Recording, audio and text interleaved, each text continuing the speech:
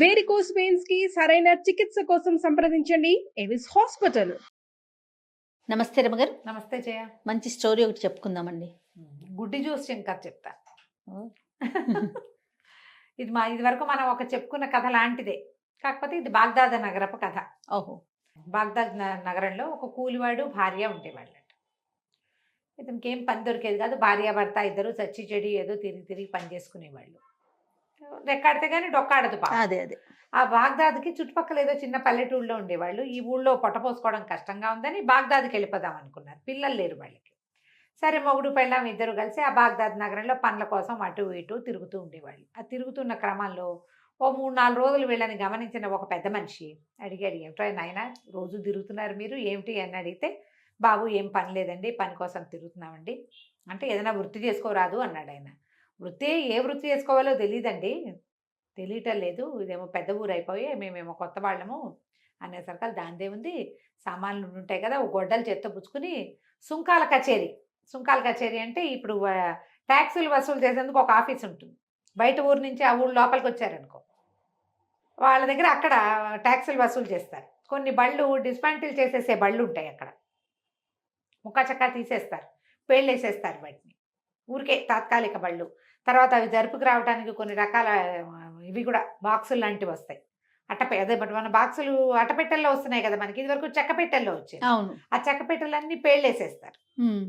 దాని గొడ్డలు పట్టుకెళ్ళు, నీకు పేళ్ళేసే పని దొరుకుతుంది అక్కడ అని చెప్పాడు. సరే, ఇతను ఏం చేశాడు, చిన్న గుడిసేదో చూసి భార్యను అక్కడ ఉంచి ఇతను ఆ పనికి వెళ్ళటం మొదలుపెట్టాడు. ఇప్పుడు కొంచెం డబ్బులు వస్తున్నాయి, పర్వాలా. రోజు సుంకాల కచేరీ దగ్గరికి వెళ్ళి ఆడ గొడ్డలు పుచ్చుకుంటే, అబ్బాయి గొడ్డలంతా దీన్ని ముక్కలు చేయి అంటే పిలిస్తే ఇంకా డబ్బులే.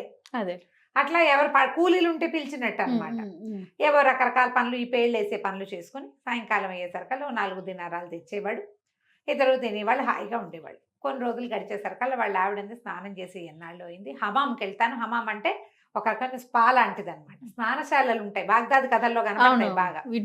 ఆ హమాంకి వెళ్తాను, ఏమైనా 4 డబ్బులు ఉంటే ఇవ్వమంటే సరే ఇచ్చాడు. రోజువారీ స్నానాలు వాళ్ళు కాదు, వాళ్ళు ఎప్పుడో ఒకసారి బాగా వాళ్ళు తోమించుకుంటారనమాట. సరే, ఆ డబ్బులు పుచ్చుకుని ఆ హమాంకి వెళ్ళేసరికల్లా లోపలికి వెళ్ళింది. ఆ డబ్బులు ఏదో చెల్లించి తన వంతు రావడానికి నుంచుంటే ఈ లోపల జనాలు ఏంటో సందడిగా మాట్లాడుకుని, రాజపురోహితుడు భార్య వస్తుంది, ఓ తప్పుకోండి ఆవిడకి ముందు ఇవ్వండి, ఆవిడ స్పెషల్ గెస్ట్ సెలబ్రిటీ అని మాట్లాడుకున్నారు. తీరా ఆవిడ చూస్తే పురోహితుడు భార్య కనబడి మంచి హోషుగా ఉంది. ఆస్థాన జ్యోతిష్కుడు భార్య. ఆస్థాన జ్యోతిష్యుడు అంటే రాజుగారు ఎక్కడికి వెళ్ళాలి, వెళ్ళకూడదు, ఉండాలి అన్ని చెప్పేది వాళ్ళే కదా. ఆయన పెళ్ళానికి అబ్బో ఎంత బ్రహ్మాండంగా ఉందో. ఈవిడ మొగుడే ఆస్థాన జ్యోతిష్కుడు. ఆయన గీసిన గీటు దాటాడు సుల్తాన్ అని చెప్పుకున్నారు. ఖలీఫా చాలా బాగా పాటిస్తాడని. ఇక ఆవిడ హోషు, ఆవిడ గొప్ప, ఆవిడ స్టైలు మామూలుగా లేవు. గ్లామర్ కూడా ఏం కనిపించి వెధవ బతుకు మంది ఓ బతికేనా. అయితే ఆస్థాన జ్యోతిష్కుడు పెళ్ళాం అవ్వాలి, మనిషి అంటే అది అనిపించింది.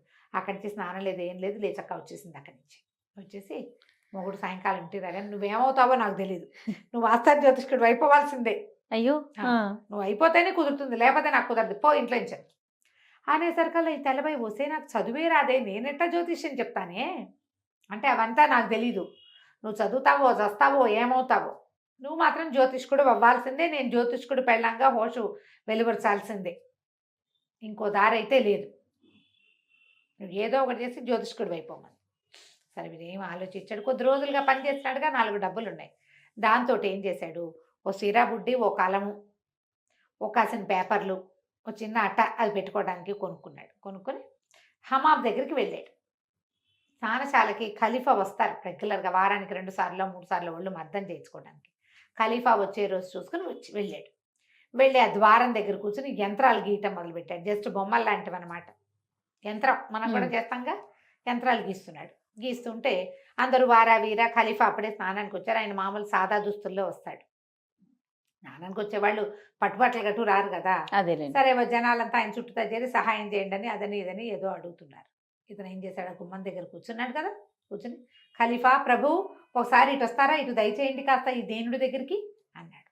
అనగానే ఆయన ఒక మండపం లాంటి దగ్గర నుంచున్నాడు. ఆ మండపం దిగి ఇటు ఇతని దగ్గరికి వచ్చాడు. ఆయన ఇక్కడ ప్రజల్లో ఎవరైనా మమేకమై ఉంటాడనమాట. ఎప్పుడైతే ఈ ఖలీఫా నడిచొచ్చి ఈ హమాం గుమ్మం దగ్గర ఉన్న మన జ్యోతిష్కుడు ఉన్నాడు కదా, కాబోయే జ్యోతిష్కుడి దగ్గరికి వచ్చాడు. ఆ మండపం ఫెళఫెళమని పడిపోయింది కప్పు. జనాలు కేకలు పెట్టారు. ఈ లోపల ఆయన తాలూకు అంతరంగిక సిబ్బంది ఉంటారు కదా, వీళ్ళు మన కాపలా వాళ్ళు దాన్ని ఏమంటారు, బాడీ గార్డ్స్ పరిగెత్తుకుంటూ వచ్చారు.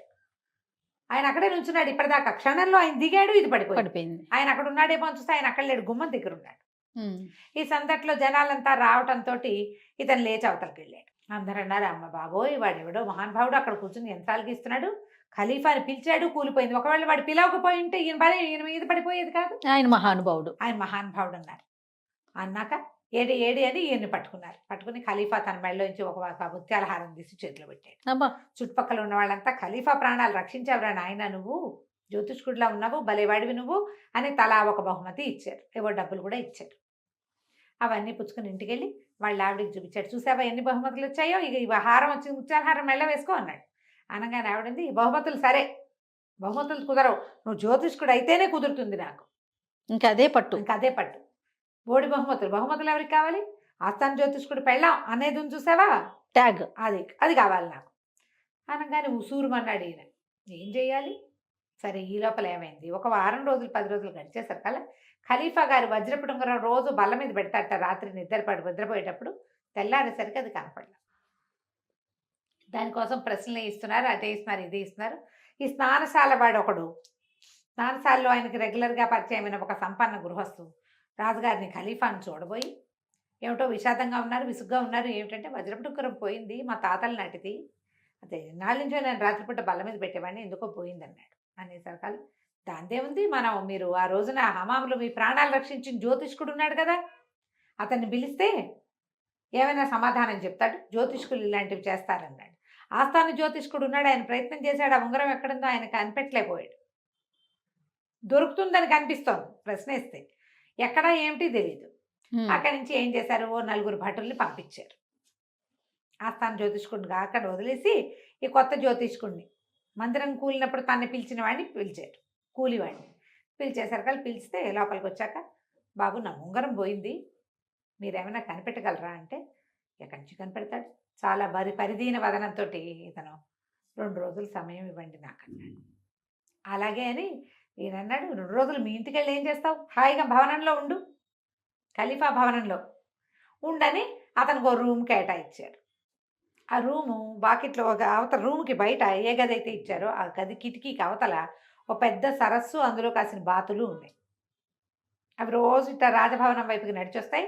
ఇక్కడ ఏమైనా తిండి పెడితే అవి తిని ఇక్కడే కాసేపు అట్ట తిరిగి నీళ్ళు కావాల్సి వచ్చినప్పుడు మళ్ళీ సరస్సులోకి వెళ్తుంటాయి. ఓకే, ఇది నా కిటికీలోంచి చూస్తూ కూర్చున్నాడు. నేను ఎట్లా కనిపెడతాను, నా బొంద నా పెళ్ళానికో పెచ్చా, వీళ్ళకో వెర్రి, అంతే కదా, తనకేం తెలుసు, నాకేం తెలుసని అటా చూస్తూ ఉంటే గుంపుగా బాతులు రావటం, గుంపుగా బాతులు వెళ్ళటం చూశాడు. 2 పూటలు చూస్తే ఆ బాతుల గుంపులో ఒకటి చచ్చి చెడి నడుస్తుంది, దాని కాలు ఒకటి విరిగిపోయింది, కుంటి కాలు, అది టిక్కు టిక్కు టిక్కు కుండుకుంటూ వస్తుంది. హెల్తీగా లేదు, నా బతుకు దీని బతుకు కూడా నా బతుకు లాంటిదే, ఓపిక లేదు, నడవక తప్పదు అనుకున్నాడు. 2 రోజులు గడిచాయి. 2 రోజులు అవ్వగానే తీసుకురండి రా జ్యోతిష్కుడిని అన్నాడు ఖలీఫా గారు. భటులు వచ్చి రండి రా ఖలీఫా పిలుస్తున్నారని తీసుకుపోయారు. తీసుకుపోతే, బాబు నా ఉంగరం సంగతి ఏమన్నా చెప్తారా అని అడిగాడు ఖలీఫా. తను అన్నాడు, నేనేం చూశాను ప్రభు, 2 రోజుల నుంచి కుంటి బాతుని తప్పిస్తే నేనేం చూడలేదు, ఆ బాతకేసే చూస్తున్నాడు అతను అనేసరికల్లా భటులు పరిగెత్తుకుంటూ వెళ్ళి కుంటి బాతుని పట్టుకొచ్చి దాని పేక కోసేసి దాని పొట్టలో చూస్తే అందులో ఉంది వజ్రపు ఉంగరం. ఏదో గుడ్డిగా చెప్పాడు ఇతను, చెప్పింది ఏముంది, నేను ఆ బాతుని చూశాను అన్నాడు. ఆ బాతు పరిస్థితి ఏమిటి, ఒక దాసి ఇది ఏం చేసింది, ఈ రాజుగారు రాత్రిపూట పెట్టిన ఉంగరం పొద్దున బల్లలు తుడుస్తుంటే అది మంచం కిందకి పడిపోయింది. అవి ఊడ్చే దాసికి అది దొరికింది.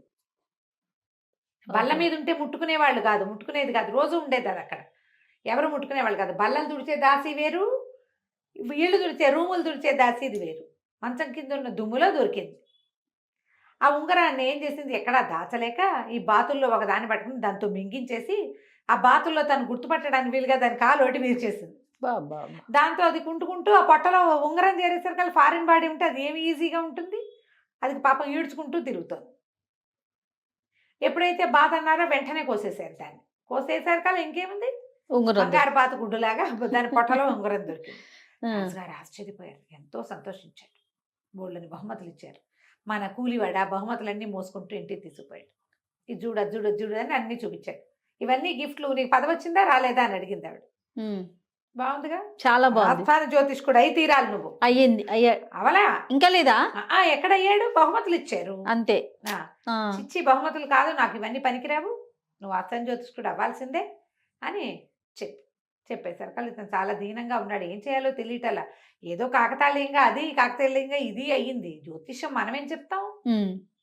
సరే ఏం చేశాడు, రాజుగారి దగ్గర ఖలీఫా దగ్గరికి లోపలికి వెళ్ళడానికి తనకు అనుమతులు ఏర్పడ్డాయి. ఉమ్. 2 సార్లు మరి రాజుగారి తాలూకు ఇవి అవసరాలు తీర్చాడు కదా, యాక్సెస్ వచ్చేసింది. యాక్సెస్ వచ్చింది. సరే లోపలికి వెళ్ళాడు. వెళ్ళినప్పుడు బాబు రండి, ఏం చేయిప్స్ పెట్టమంటారు మీకు అని అడిగాడు ఆయన.